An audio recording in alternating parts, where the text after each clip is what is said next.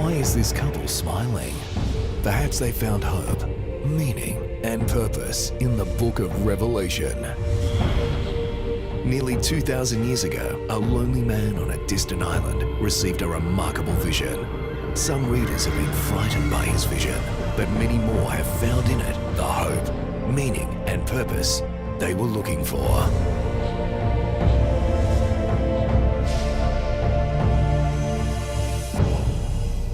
And now, here are your hosts, Dr. Jon Paulien and Dr. Graeme Bradford. Hi, I'm John. And I'm Graeme. And we welcome you once more to Revelation, Hope, Meaning, Purpose. Been a long, hard slog, hasn't it, Graeme? We've come a very interesting journey, John. Some challenging stuff in this book of Revelation, but now I think we're coming to a good place. I think so. Up till now, it's been, well, what we call it, some pretty serious things happening, haven't there? I mean, there's been oppression of God's people, a cry for God to intervene, and God has intervened, and He has closed the door after giving people every opportunity to accept His offer of free forgiveness. The bowls or plagues have come down. We've gone through Armageddon, and we've seen the resurrection, the destruction of the wicked, a new heaven and a new earth, and well, it's like as if we're leaving all that and now we're entering into something very beautiful, peaceful, lovely. The doors of eternity are opening, the New Jerusalem, and where God's people will spend eternity. And this is exciting, John. This is really exciting. Okay, we're all interested in this because we're planning to spend a lot of time in this subject throughout eternity. All right, let's just have a look now at what is coming up. And Revelation chapter 21 and verse 1. It's like a guidepost, a transition from the old to the new. Then I saw a new heaven and a new earth, for the first heaven and the first earth had passed away, and there was no longer any sea. All right, so here we have God takes this world, He destroys it with fire, and the fire is like something that cleanses the earth, and God recreates the world to make it as it was meant to be in the beginning. And the interesting thing we find about this is that heaven is not something way out in space somewhere or floating on a cloud and airy, fairy, ghostly. That doesn't attract people anyway, does it? I mean, how'd you like to spend eternity just sitting on a harp strumming away? Hey, there's something far more exciting happening here, far more exciting. And let's have our slide now to show, you know, what we're talking about here comes out very clearly. As God began things, so we have things concluding. Here's a big picture of the Bible. In the beginning, we had real people in a real place. God made our first parents, and He put them in a paradise where they were to live and have offspring. But unfortunately, the sin and death entered in the very third chapter of the Bible. Sin and death, there was a failure to trust God, I guess you'd have to say, and sin and death entered. And then we have the whole story of the human race coming between of where we are living now. But thankfully Jesus came in, and through His intervention, His life and death on the cross and His resurrection, God can now restore what we lost. We lost something, but we're getting back something, I think, even better. Let's have our slide up again, because what happens now, in the third last chapter of the Bible, we have an end of sin and death, destroyed in the lake of fire, and Eden is restored. And the point we want to make is real people, real place, something to really look forward to. Yeah, so that's going to be exciting indeed. And a restoration of Eden. And John also made the statement, there'll be no more sea. That's quite significant, isn't it? Actually, that probably upsets quite a few people, because many people enjoy the sea. Oh, I like the sea. They enjoy the waves. They enjoy the beach. Love it. So let's find out a little bit more what John had in mind. Why don't we go back to the place where John was? Okay. In Revelation 21:1, John makes a statement that really annoys a lot of people. He writes that in the new earth there will be no more sea. Now I look at a scene like this, I'm thinking, boy, that's what the new earth must be like. No more sea? What's his problem? What's so bad about the sea?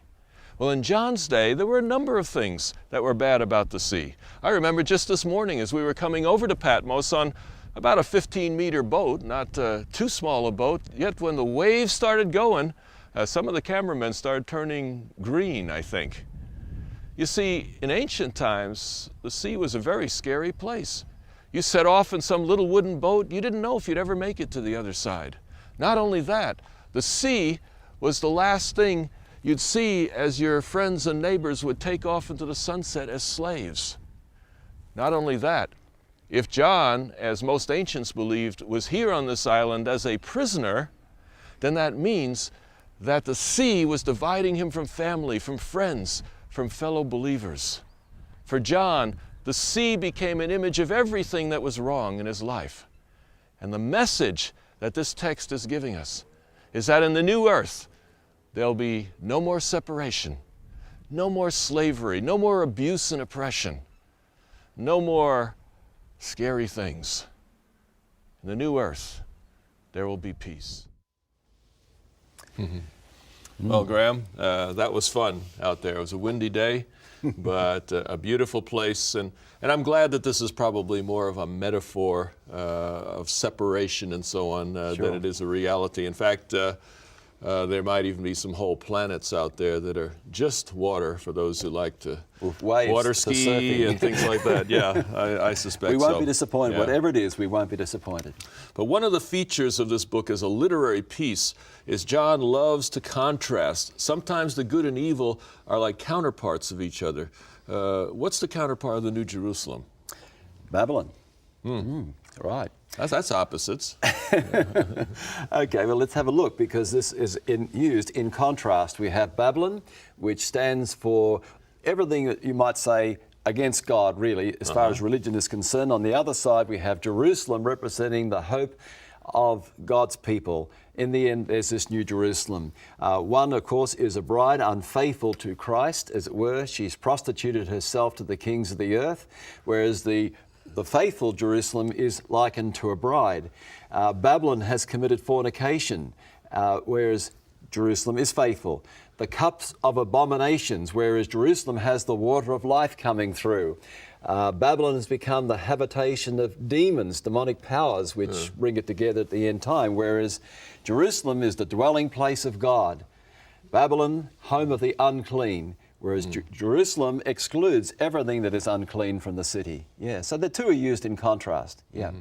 I think one of the most beloved texts in relation to the New Jerusalem, the new earth, is chapter 21 and verse 4. And there we see that he will wipe every tear from their eyes. We mentioned that in the last program, how there'll be recovery from the issues that we have faced in this life.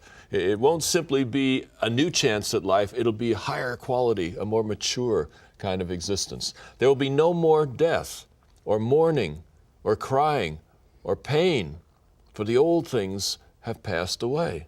It's almost as if we couldn't understand what the life of eternity would be like. And so it describes it almost in negatives. A lot of negatives. No more of this, no more of that, no more sea. Yeah. You see, it's saying, well, here's some issues that are not going to be there, and maybe in that we can take enough comfort. Yeah. But there is, on the positive side, it tells us that this will be a restoration of our hopes and our dreams. You have here a new Garden of Eden. There's reflections on the Garden of Eden. It's obviously a new Jerusalem. It's reflections on what the city of Jerusalem was like. It is the ideal Babylon. That's what I see here. Jerusalem and Babylon contrasted. Babylon was attempting to build the ideal city. The best minds, the best architects, the best city planners worked on Babylon. It was a magnificent city from a human perspective, and yet it became oppressive and destructive in God's eyes. Jerusalem, the new Jerusalem, will be the ideal, what Babylon was intended to be. Could it be, John, that as God is struggling to tell us about the reality, he has to come and meet us where we are? That's right. Because how can we ever envisage a life which never ends, and no more death and suffering? And so maybe God has to use all these negatives because he meets us where we are. But whatever it is, we're not going to be disappointed. That's right. There's a couple other glimpses there. There was a temple in Ezekiel, which is modeled on here, and also I mentioned the cube, the most holy place. So the New Jerusalem, in a strong sense, just sort of brings together all the hopes and dreams that people have about life, about the future. When we come back, we'll want to look a lot more closely into this concept of the New Jerusalem and see what more encouragement we can find there.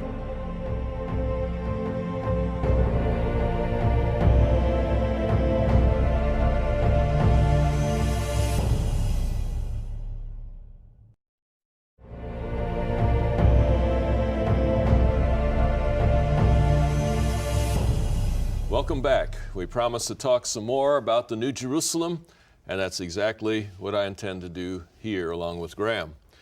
For one thing, perhaps you should take your Bibles and open them to chapters 21 and 22, because we're not going to take time to read most of those texts. I think if you studied your Bible at all in the past, you're probably quite familiar with these passages of the New Jerusalem. I remember as a small child being fascinated with chapters 21 and 22 of Revelation and wondering, about the shape of the city and the gates and the walls, gates of pearl and all these kinds of interesting things. So I think many of our viewers will be quite familiar with this, but by all means, feel free. Hey, there it is. A gate of pearl. Wow. I like that one. Yeah, I never thought of it that way. The artist has tried to be true to Scripture. That's right. There's a single pearl that makes up the gates of the wall. Yeah, well, that was pretty neat. So the New Jerusalem then, let me give you the big picture. The New Jerusalem is viewed in chapters 21 and 22 as if you were approaching it from a distance. First of all, you see the city as a whole. And it is a perfect cube. It is the same height, the same width, the same length.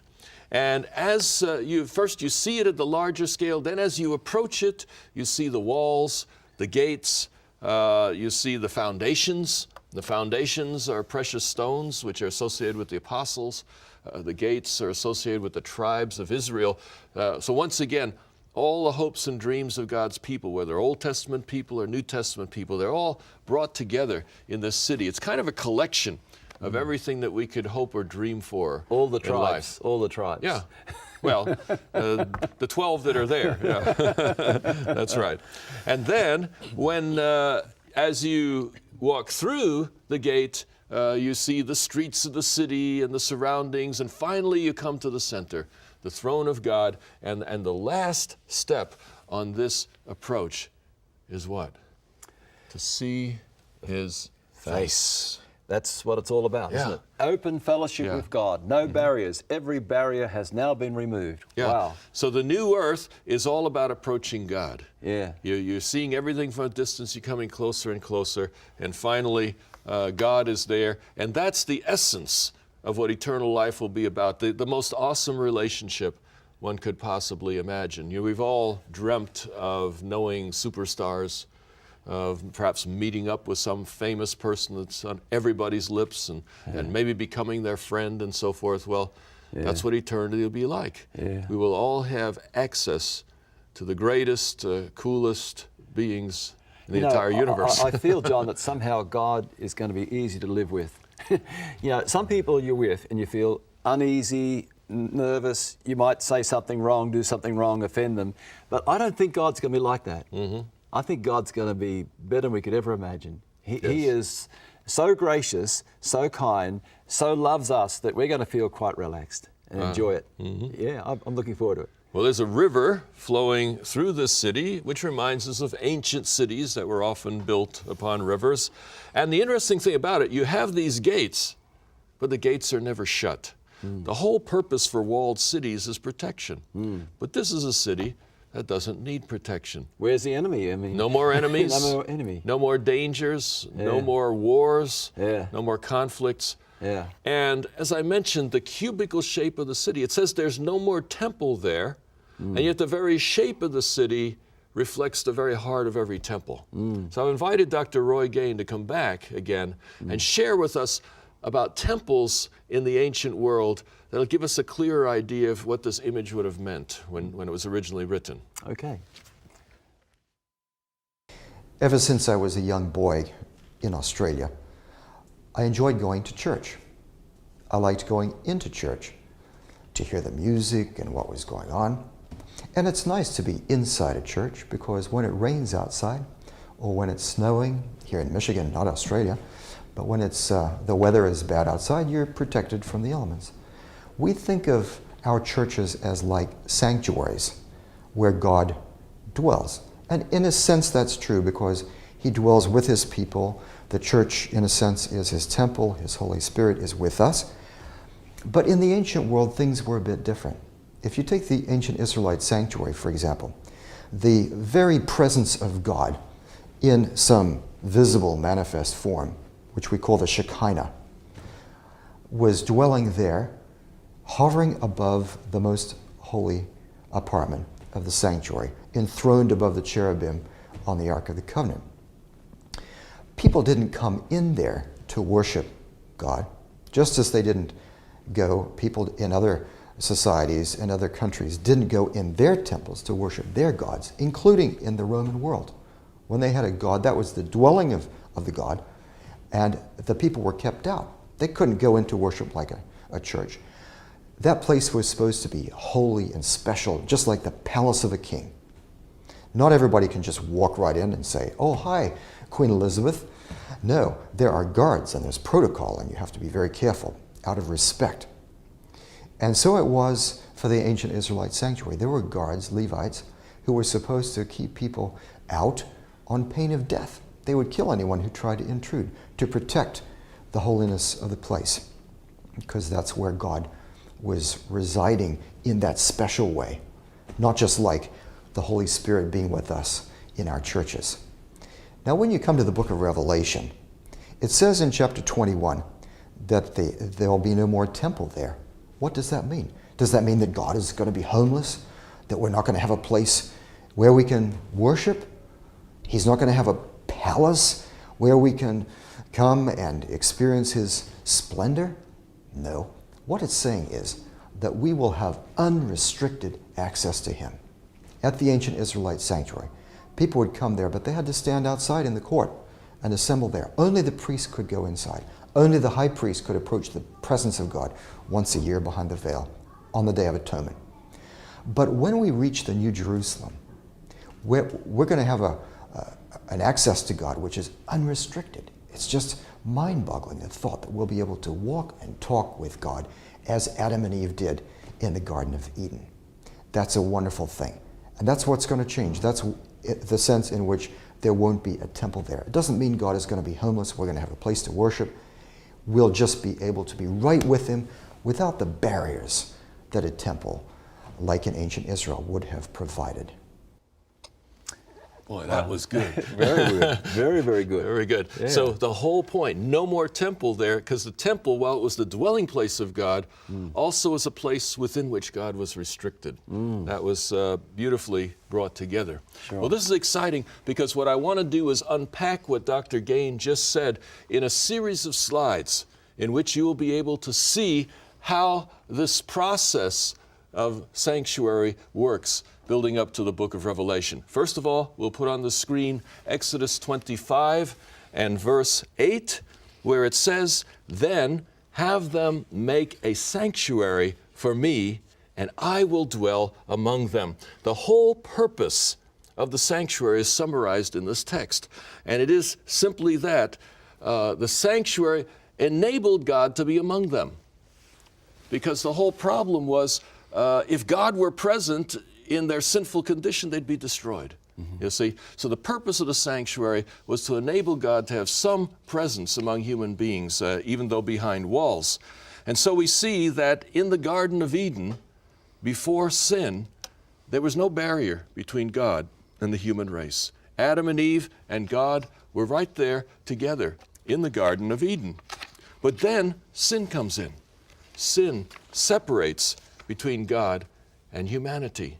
And so now you have God inside the garden and humanity outside the garden, and a great barrier in between.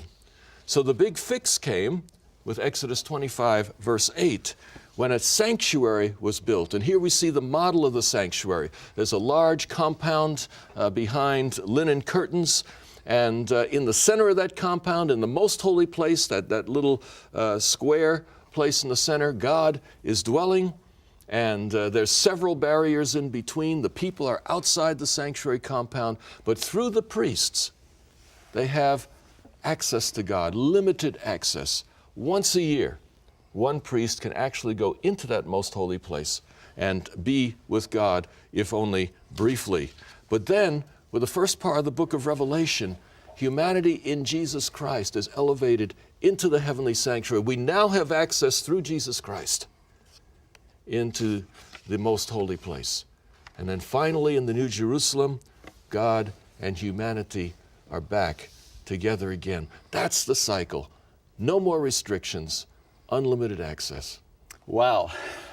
That's really something to look forward to, isn't it? Yes. It really is. All the promises made to the 7 churches are now fulfilled, and it's available for all of us. That's the exciting thing, not just for those churches, but for whoever has ears to hear. The promises are for those people. And let's look at the promises that were once made to the 7 churches, because they really are for you and I, John, and for everybody.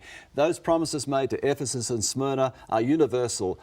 To those who overcome, I will give a crown of life. Jesus said, be faithful unto death.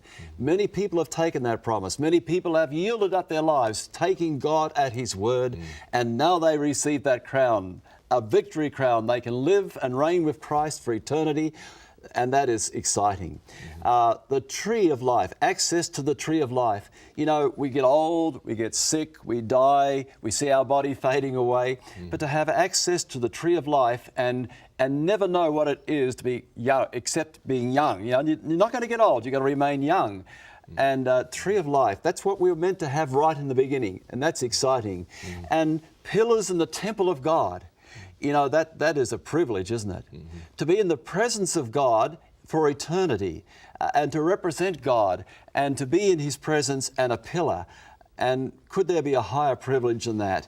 And look at this last promise here, to share the throne. You know, I don't think we've really begun to understand what it means to share that throne, to be kings and priests. And that was a promise made to Laodicea, remember. The lukewarm church, the most hopeless church of all, was given the greatest promise. And look at the promise, to share the throne. All right, now coming up after the break, we're going to explore more of what it really means to share that throne.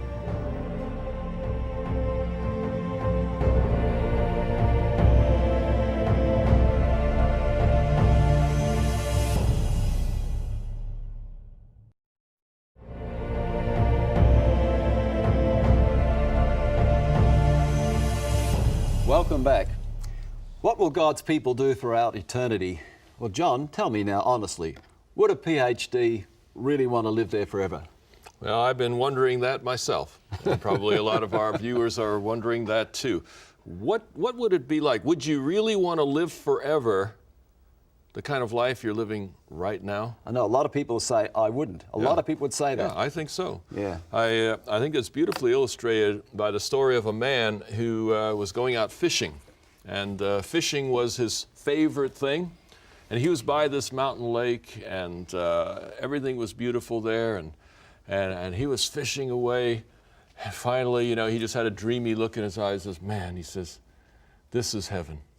This is really heaven. You see, and just then an angel appears and whisks him off to heaven. He says, you got your wish. He says, you're going to be able to fish for eternity. And so he puts him by this beautiful stream, a trout stream. He's fishing away. And, oh, man, greatest trout stream, big beauties, one after another. I mean, he was just absolutely excited. And the angel left him there, and he was fishing for a whole year. And at the end of that year, there was a pile of fish about 3 meters high behind him, you see. And the angel comes back and he says, how's it going? He says, fantastic. This is the best stream I've ever seen. This really is heaven. And the angel says, great, you know, and starts walking away. So wait a minute. He says, couldn't we try someplace else? I mean, the angel says, I don't know why you'd go anywhere else. This is beautiful. You know, this is it. This is heaven. Yeah, you're right. So he's fishing away and fishing away. About 9 years later, the angel returns, and there's a pile of fish about 10 meters high behind him, you see. And so the angel says, how's it going? Oh, fantastic. You're absolutely right. This is the greatest trout stream in the universe. I'm sure of it.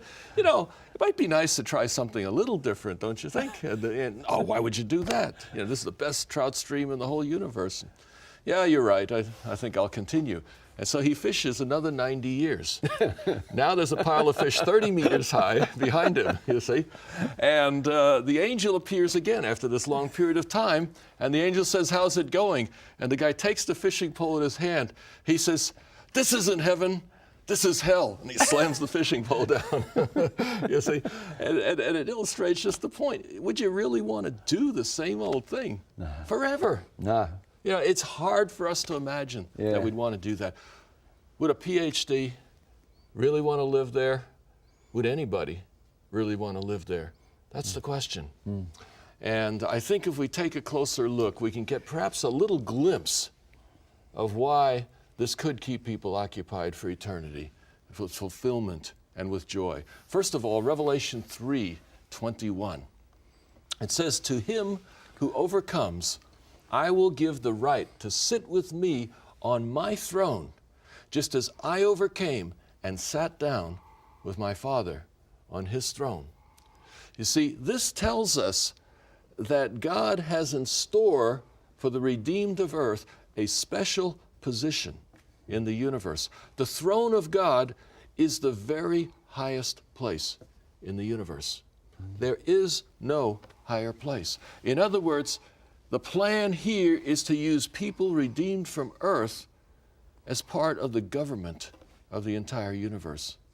Now, what would that be all about? Well, we know that God is a great creator, that God has created galaxies and stars and nebulae and all kinds of planets all over the place. There's probably millions of planets with inhabited creatures around the universe. We've obviously not visited them yet, but there's hints of that in the Bible.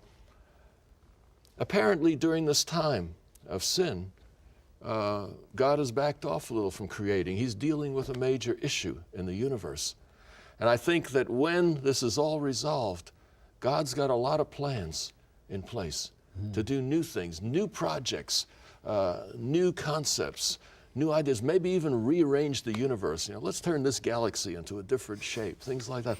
And there's going to be a lot of places for people to assist in this, to help in the planning, the implementation of some gigantic, enormous plans. I think there's a lot there that could keep one occupied and interested for a long time.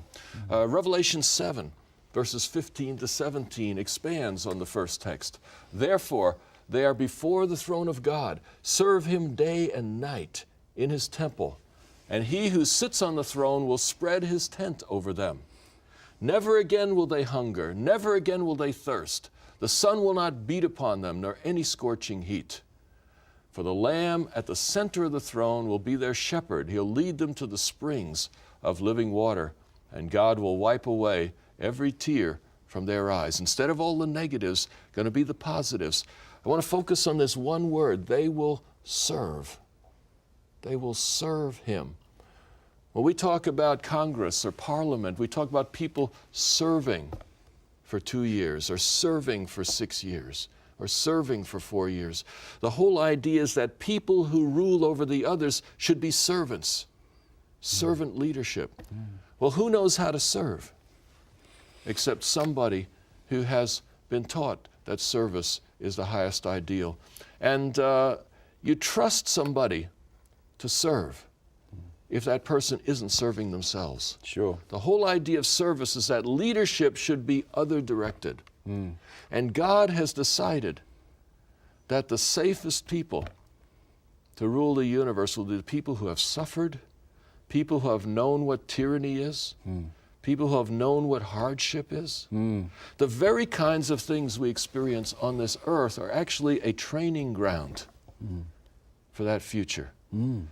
Jesus says, if you're faithful in little things, I will put you over something big. Now, what would be something big to God? Would it be a planet? Would it be a galaxy? Yeah, I'm very tempted to speculate. But it must mean something, mustn't it? You know? In other words, those who have been faithful in administering small things in this earth will be given large things to administer in the next world. If anybody's ever dreamed of being a president, ever dreamed of being a senator or a congressman, much, much bigger responsibilities will be given up there. But something even better. Revelation 14, 1-3. Then I looked, and there before me was the Lamb standing on Mount Zion, and with him 144,000 who had his name and his Father's name written on their foreheads. And I heard a sound from heaven like the roar of rushing waters, like a peal of thunder. The sound I heard was like that of harpists playing their harps. And they sang a new song before the throne and before the 4 living creatures and the elders. No one could learn that song except the 144,000 who had been redeemed from the earth. The picture here is that the redeemed, the 144,000, God's faithful people, will become the retinue of Jesus. I remember one time I was walking through the airport in Chicago, and there was a crowd of people. There's a big crowd of excitement, and in the middle of that crowd was a handful of people that were surrounding one figure. I said, "Who's this? What's going on?" I said, "Oh, it's Little Richard." So he's a musician, a rock star. And he had this whole retinue of people, 9 or 10 people that obviously were following him wherever he went. They just loved being part of his life. And the rest of the crowd, they wanted to be part of it too. They were all gathering around, kind of following him wherever he went in the airport and things like that. Little Richard, I don't know him. I'm sure he's a very great man in his own right. But he is nothing compared to the creator of the universe. None of us are. To imagine being part of the hangers-on, the tag-alongs, the retinue of the greatest superstar in history. That's the kind of thing that can keep people charged up for an eternity. And beyond that, it tells us we'll not only be kings, but we'll also be priests. We'll be able to use our talents to lead in worship. If you've ever loved to sing or play an instrument, you'll do it all the more there. In fact, a good friend of mine, Jon Robertson, we knew each other very well when we were younger, and he was a fantastic musician. He always used to tell, people would come to him and say, "Jon, when I get to heaven, I'm going to play the piano like you."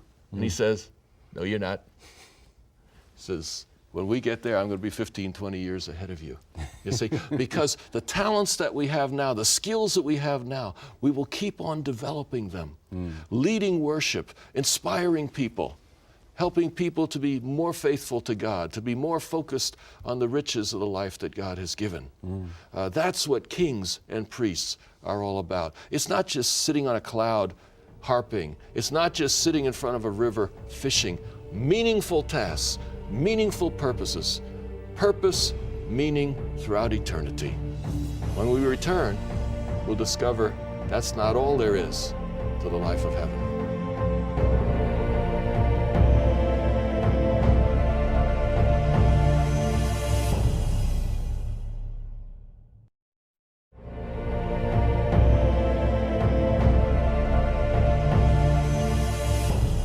Welcome back. We're going to keep on exploring what will God's people do for eternity. And John, you cannot help but just take some scriptural ideas and run away with them a little bit. Maybe God wants us to do that. And I hope the folk won't mind if we just let our holy imagination create some things, because I think it's exciting, the possibilities.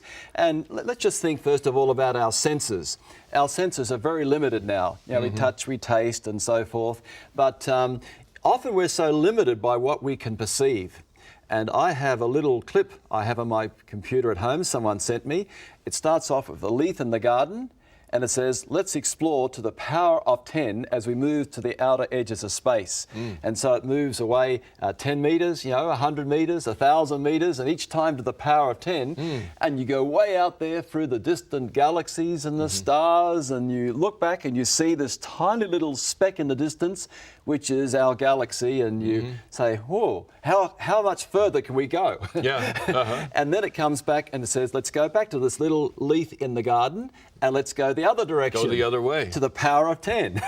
And it goes down to atoms and molecules and electrons, and you seem to be able to almost go as far the other direction. That's right. And then it finishes up and says, well, we're just limited by our perception, our senses. And, what lies beyond? Well, wouldn't it be neat if in eternity that, without the need of these aids, that we could actually focus in that way, that our eyes could telescope or perhaps microscope the other way. I have to tell you about an exciting experience I had. It was the Museum of Natural History in New York City. They had this exhibit. I don't know if it's still there, but we're talking about 20, 25 years ago. And there was an exhibit of most incredible looking creatures I'd ever seen. They were jellyfish. They were amazing shapes, amazing colors. They were made out of plastic. It was for the exhibit, but what an amazing piece of artwork. I was looking at all this, fascinated by this, and then I started reading the description. I found out these were microscopic creatures.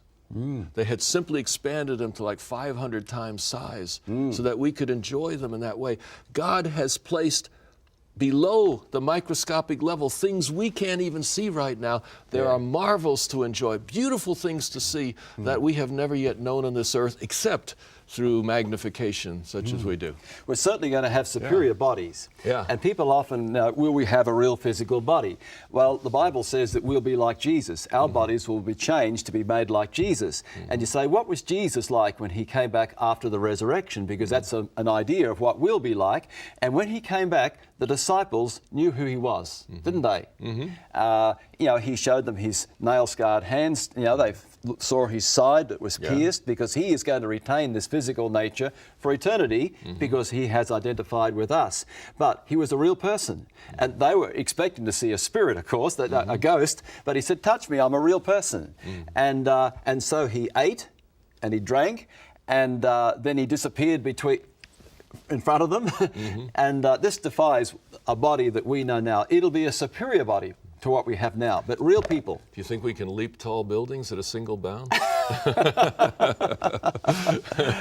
I could well be, who knows? But we won't be disappointed. There may be planets. I know on the moon, you could jump 25 feet in the air on the moon, you see, because of a different gravitation. So there will be planets out there where we can do things with our bodies that we could only imagine here.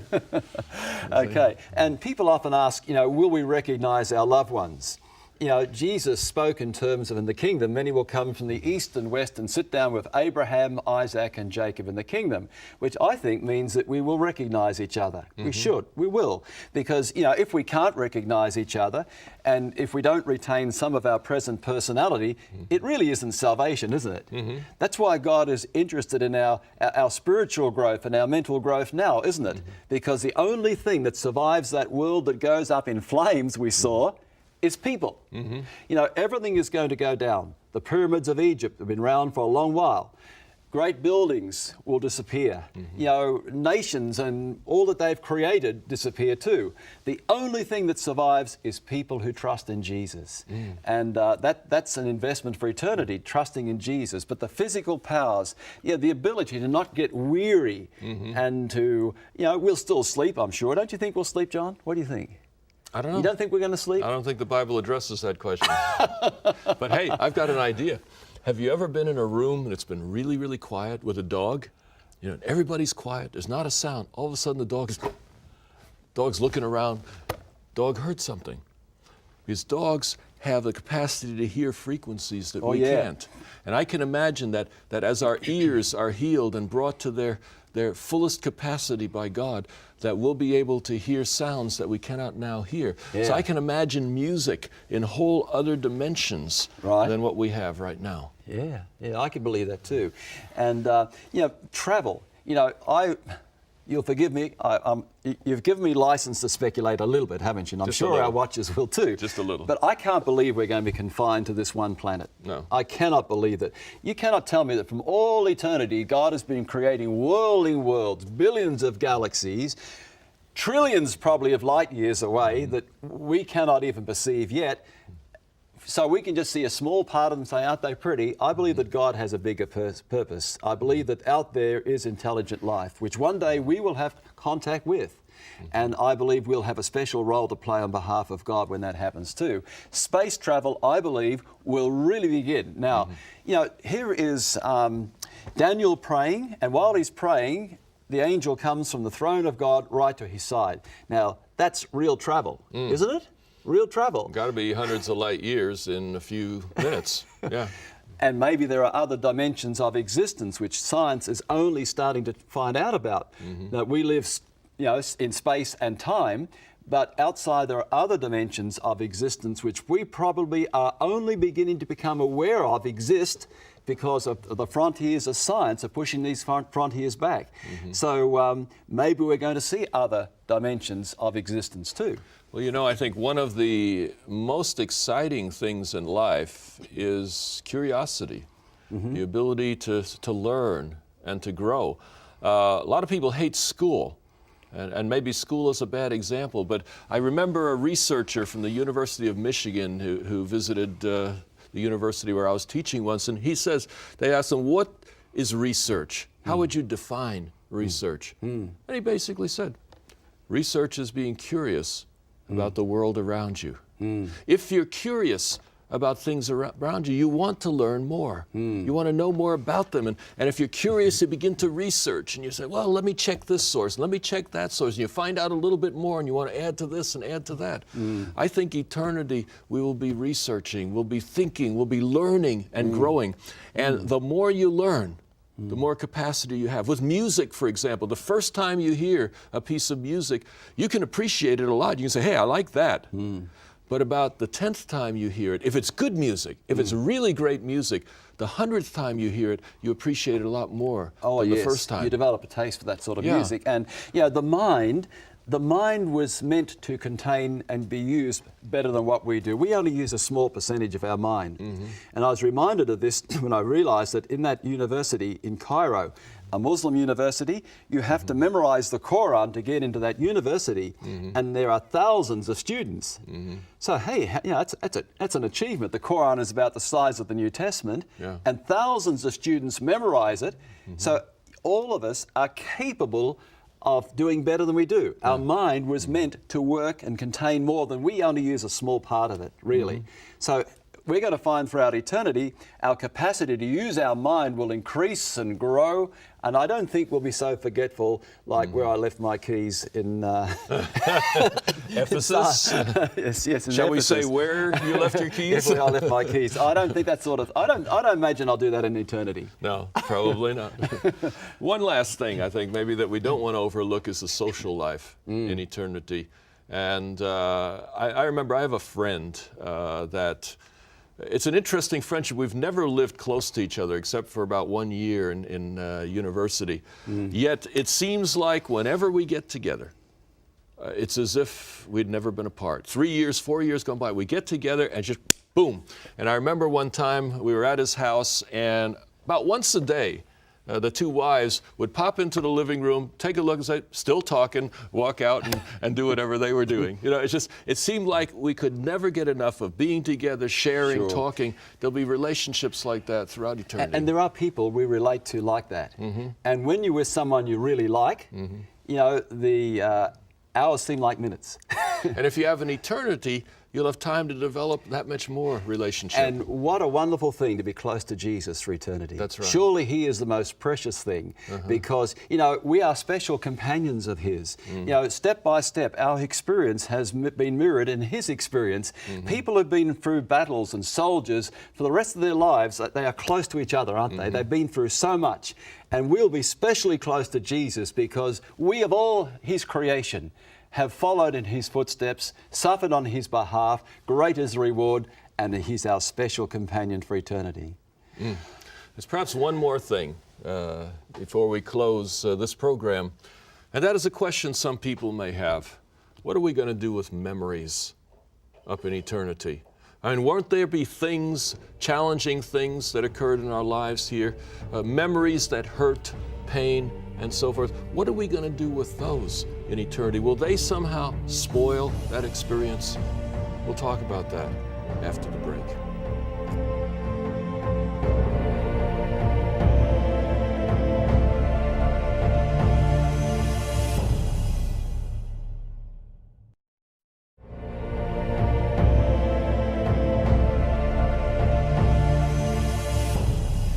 Welcome back. Now, John, you spoke about painful memories and how will we deal with these in eternity? So perhaps you might like to follow on from that.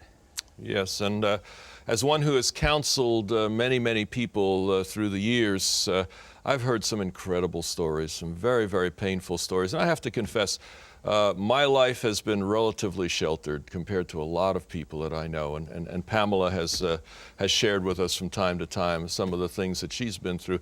I really had very little of that kind of experience. But there was one story that really marked me, one story that I could not shake for a long time. You see, when I went to secondary school, these are grades 9 through 12 in the United States, we used to play sports, and American football, of course, was one of the things that we enjoyed to play. And I remember my senior year, I was 17 years of age, and they laid out the teams, and a fascinating thing happened. All the teams were captained and quarterbacked by teachers, except one, my team. Now, I should have been tremendously excited about that, and yes, I think I was. You know, they trusted me to lead a team all on my own, with faculty leading all the other teams and so on. But there was a dark side to that, and that was that when you weren't playing, you had to referee the games of other teams that were playing. So I had to referee football games that were being led by 2 teams of faculty members. Can you see that we're in trouble here? I see a conflict of interest coming up. Because I remember the time, when my favorite teacher, the man I most admired in this world, the one I wanted to be when I grew up, broke his ankle in one of those games. And so I was refereeing the game. His team was playing, but he couldn't play. He was on crutches on the side of the field, and I had never seen this side of him before. It was very, very early in the game. The play went on. I made the call, and I heard this voice. "That was a stupid call. What's the matter? Are you blind or something?" It was his voice. And I just shook it off, and the game went on, and I made another call. "Oh, come on, I can't believe it. That was the most ridiculous call I've ever seen." And so it went. As the game went on, it came to the 3rd quarter of the game, and there was one of those power sweeps, you know, where everything kind of ends up at the sideline right in front of him. And I was right there. I made the call, and he says, "That does it." And he came staggering over to me on his crutches, was right in my face. He says, "This is the sorriest piece of refereeing I have ever seen in my life." I have to tell you, I was shaking at that moment. And as calm a voice as I could muster, I said to him, "I'm sorry, but I'm doing the best I can." And he looked me in the eye, and he said, "Your best isn't good enough." The football was in my hand. Yeah. And I threw the greatest spiral of my life. It landed on the roof of the school 4 stories above. This is New York City.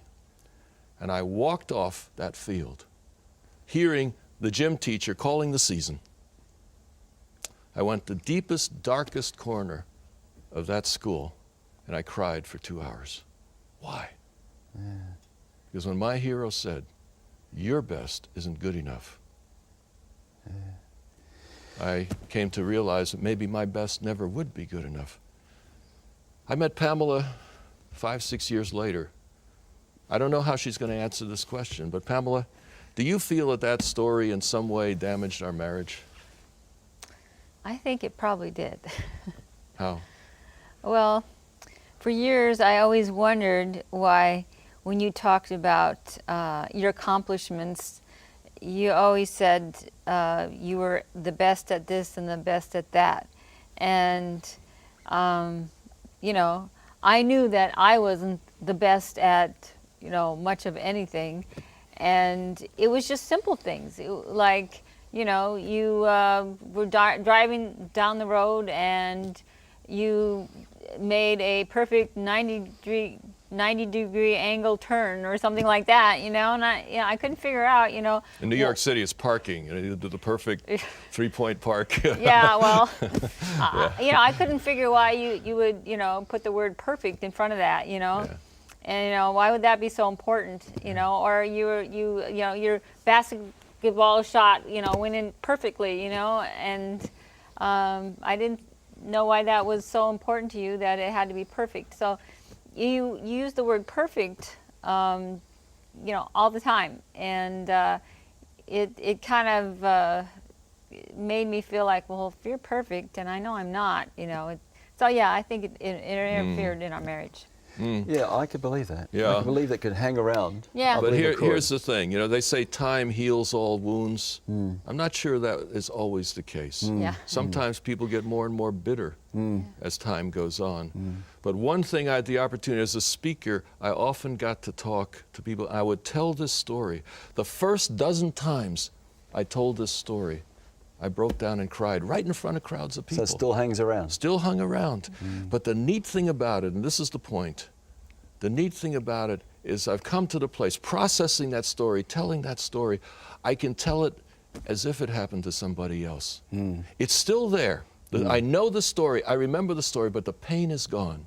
I can get the benefit from the story, but the pain isn't there anymore. I think that's a little bit what heaven will be like. Sure. We'll know our history, but it won't hurt anymore. I'm so glad, John, that Jesus doesn't relate to us like your man in the football story, because really, when you look at Jesus, Jesus is our encouragement, isn't he? Yeah. I mean, he came down here, he died for us, he rose again that we might live forever. And of course, our good enough will never be good enough, will we? To earn salvation. So Jesus has been our salvation. He's given us this free gift. And then we're like little children beginning to learn to walk. We stumble, we fall over. And Jesus doesn't say, that's not good enough, don't you try again, you'll never be good enough. Jesus is like the mother who takes that little child and says, come on, I'll help you, you can walk. That has meant so much to me. And definitely. Jesus will always be there to encourage you. Other people might discourage you, but Jesus is the best friend we've got.